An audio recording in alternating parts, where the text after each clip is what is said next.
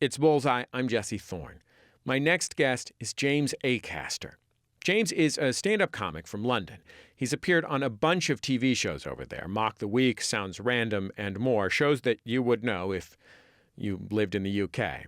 Over here in the States, you might have seen him on The Late Late Show with James Corden recently, or on Conan. James Acaster is observational and a little bit absurd, like maybe a more narrative Mitch Hedberg. He's very prolific as well. A couple months back, he put out his first ever Netflix special. It's called James Acaster Repertoire, and it is 4 hour-long live specials. It's very funny. Here's a little bit from it. I don't get hammered on my own, by the way. I don't get trashed. I just get tipsy. Tipsy is the best thing you can be in life, is tipsy. There's 4 things you can be in life: sober, tipsy, drunk, hungover. Tipsy's the only one out of the 4 where you don't cry during it. Should have warned you earlier, some of the jokes are sad. You've got to choose your soft drink when you're getting tipsy. Make sure every other drink is a soft drink. Sustain it, maintain it. I'm a Dr. Pepper man. Love Dr. Pepper, and I claim to understand it. I'm not that arrogant. Of course not. What an enigma that drink is. I drink it every night. I could not tell you what flavour it is. No idea. I have my mouth full of Dr. Pepper with all my other senses shut off. I'll be like, it tastes like a sexy battery. Are you happy? It tastes like a sexy battery. James Acaster, welcome to Bullseye. It's great to have you on the show. Thank you so much for having me. Can I tell you, I feel like that Dr. Pepper humor is something that would play distinctly differently in America and in the UK. Yeah, I'd say so. I think, like last year I came to the US for the first time to do some shows, and I was getting ready to film the show that clip's from. And that Dr. Pepper routine, so I originally did it in a show 4 years ago, and then just didn't do it for ages and resurrected it for this.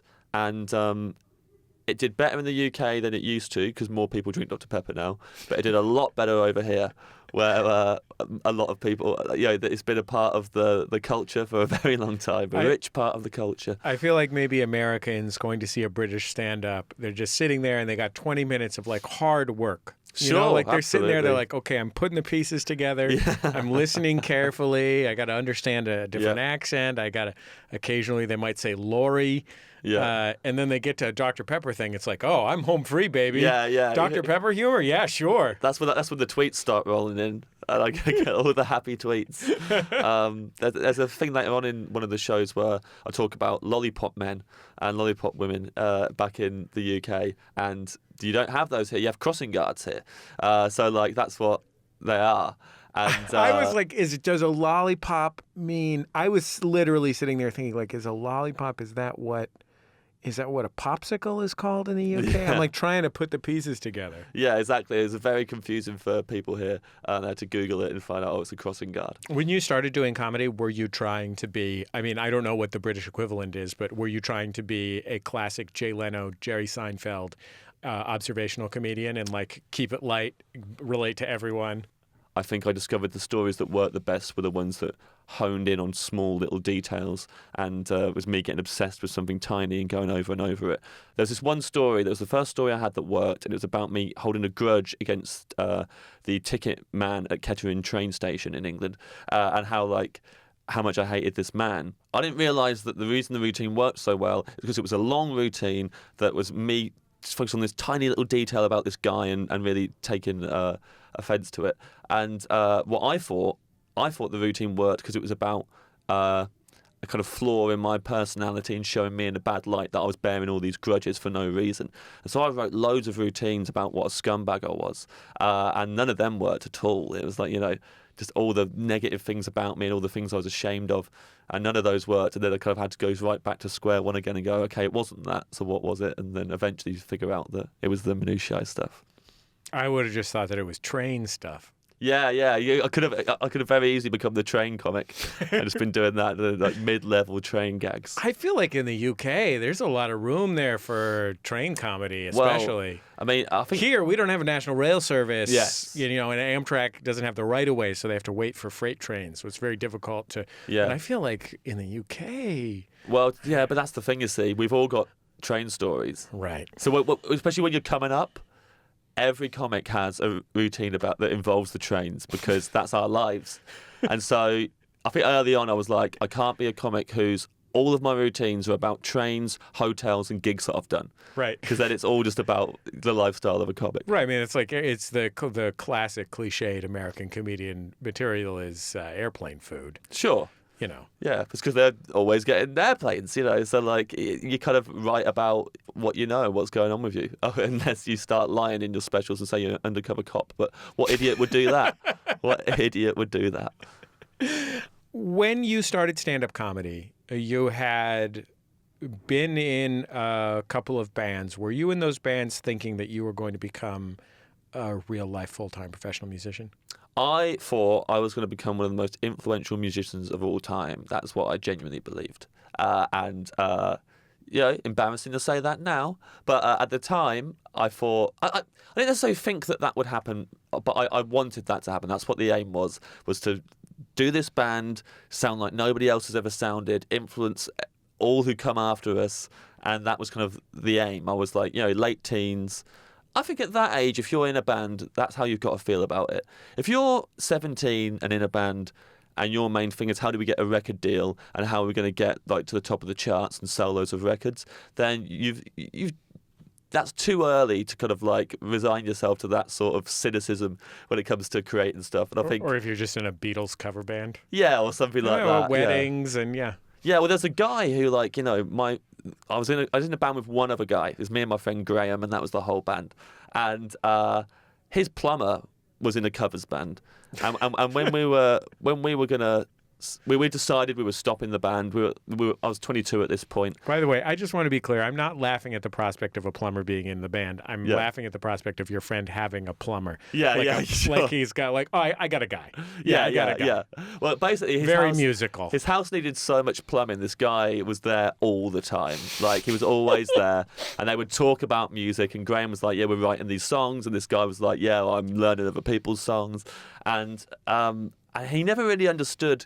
Because his covers band was playing to loads more people than us. They were getting booked for proper gigs where they were getting paid and doing functions and stuff. And we were just going around the country, not getting paid for gigs, playing to hardly anyone and writing our own music. And he was always like, I don't get why you're doing this. Like, it's so much easier doing what I'm doing. Why aren't you doing this? And we'd always be like, because we want to make a difference and an impact. He's like, yeah, but no one does that. You're not going to do that. No one ever does that. And when we decided to split up, we also decided to record all of our songs, even though we were not continuing to be in a band anymore. And we were going to go into a proper recording studio for a month and record. Just memorialize your failure? Yeah, and just like we did it. We slept on the floor for a month for the studio, and we recorded 17 songs, and the album's over an hour long. And this guy was going, I don't understand why you're doing this. And we were like, we just really want to do it. We don't want to forget these songs. He was like, I don't understand. And I think one day we just kind of lost our temper with him and like, well, if you wrote your own songs, maybe you'd understand. And like really kind of like angrily at him. But it's a lot of passion went into the whole thing, and it was uncompromising. And I listen to it now, and I can see plenty of reasons why it did not do what we wanted it to do. But I'm glad that I was in something where we just didn't listen to anyone else and just did whatever we wanted. I think that's important. I mean, were you making the kind of music that leads to a professional music career? I think it was potentially, it could have been, but like it would have taken us a long time to really. We needed a proper singer who could sing. And we didn't have that. And so right. That's a big It's challenge. a huge thing. If you don't have I mean, it's hard to hit the charts. Yeah. Without... I mean, we basically both learnt to sing for the project, and I definitely couldn't sing. My singing teacher on the first lesson told me that she couldn't teach me, that it was going to be impossible. That's sad. I mean, you know, and also we didn't write, you know, one vocal melody for the song and both sing it and stuff like that. We both wrote our separate vocal lines for the song and just sang them at the same time. So like we were both singing two lead parts over the top of one another for most of the songs. And it wasn't like we were doing a call and response or anything. It was just two separate songs that we were both singing over these tracks. Did you literally, I read somewhere, and I couldn't quite tell if it was a joke, but I read somewhere that you decided to skydive and do stand-up. Yeah. Well, yeah. So that was like when I did. not at the same time. Yeah. but, That was when I did my first ever gig. So like my first ever gig was when I was 21, so I was still in the band. But I'd had a car crash, and I got really scared of dying and really obsessed with dying for a long time. And so I did a bunch of things that were like on a sort of bucket list of like I want to experience this. And one was a skydive. I did that, and then one was try stand-up comedy, and I did like a gig, and then I kind of did a gig once every like 4 months, just for fun. What were the circumstances of the car crash?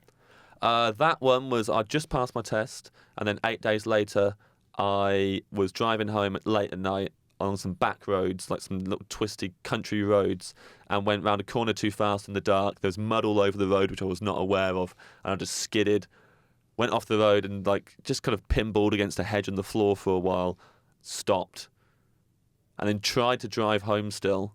But what happened was I went into the road, the engine died, and then I was just sitting there, and then a car was coming really fast towards me, and a car was coming really fast behind me, and they both saw me at the last minute and tried to overtake me on the same side and hit into each other and went into a ditch, and then they both got out, and everyone was fine. But there was a point where my car was balancing on the two wheels on the right, and it was like balancing and teetering, and it was either going to go on its roof, in which case, because I wasn't going fast enough, it wouldn't roll, and it was just going to smash, and I'd probably break my neck, or it was going to go onto 4 wheels, and it went onto 4 wheels. But I think like I had like a day of being really proud I'd had this crash and telling everyone about it, like I was cool. And then I remember it snowed that day. I was at college, and it snowed.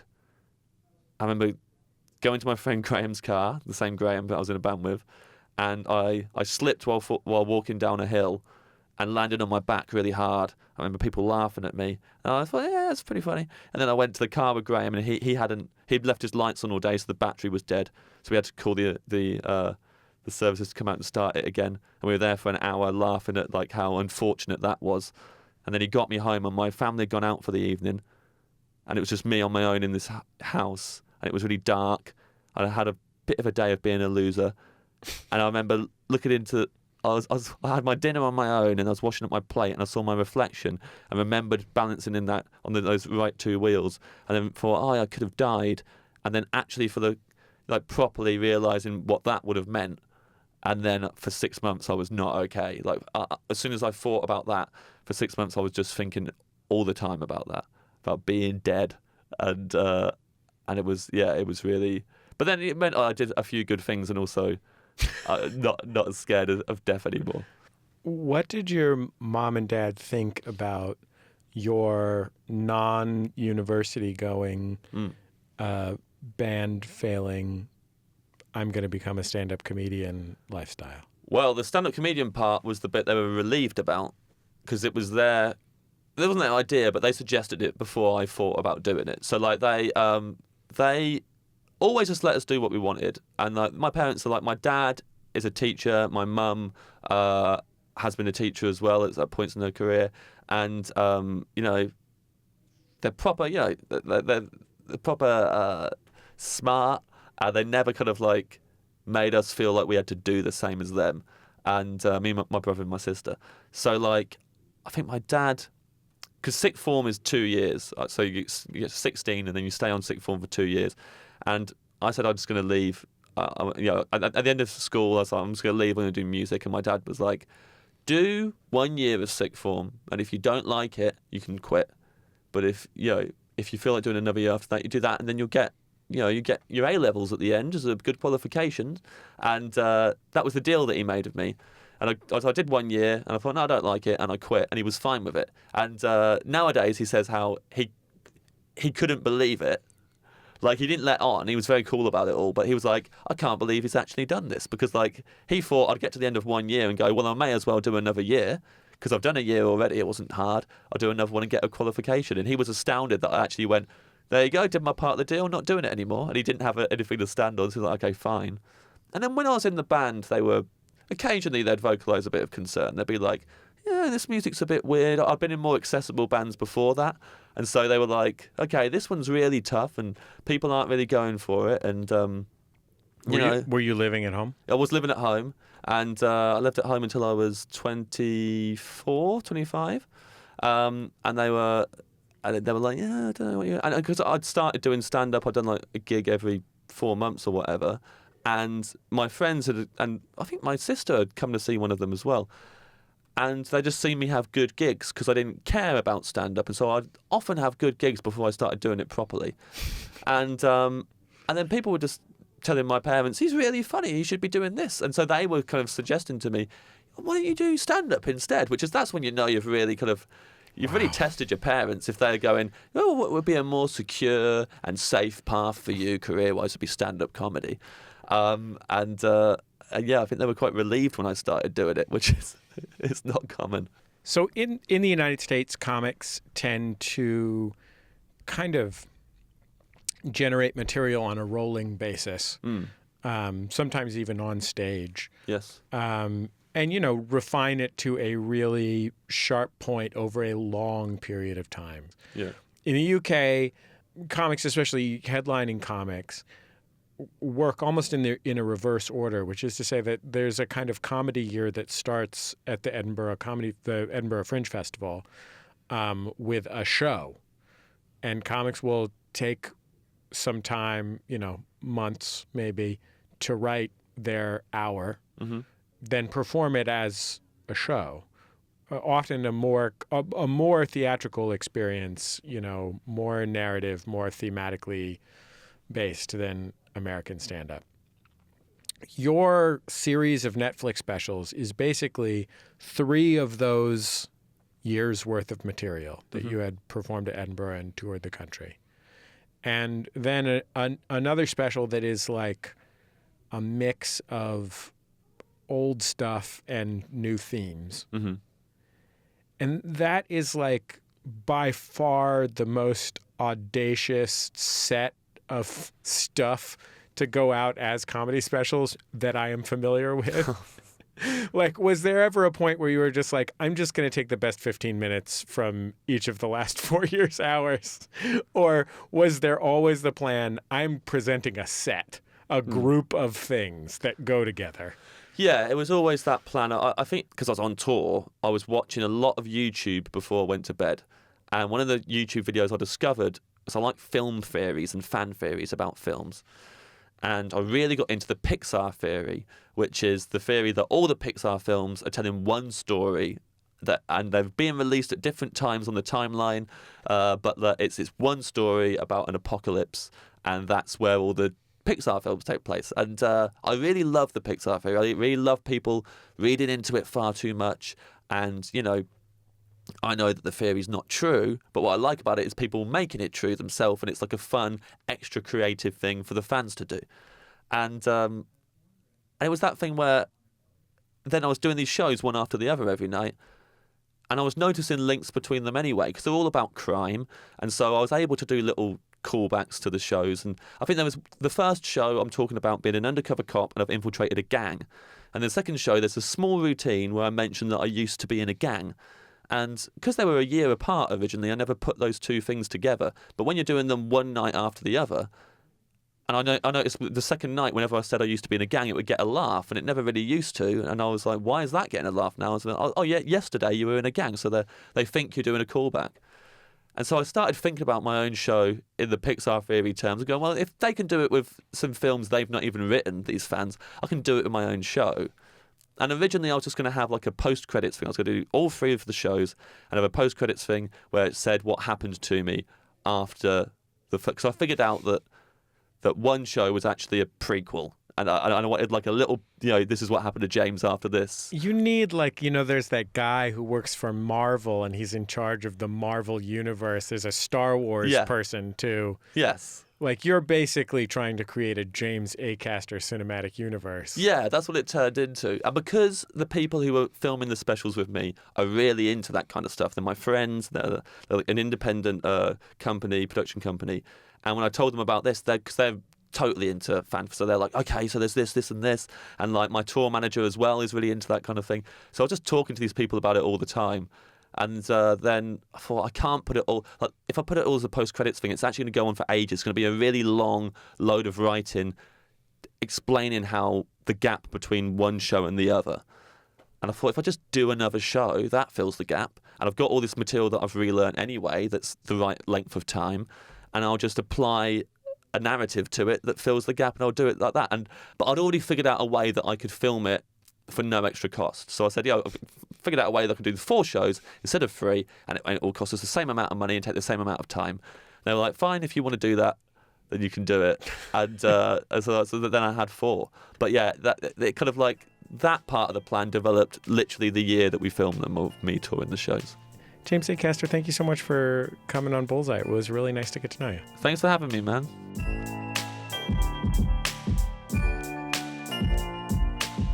Stand-up comedian James Acaster. He has 4 specials, a mini-series of stand-up specials on Netflix.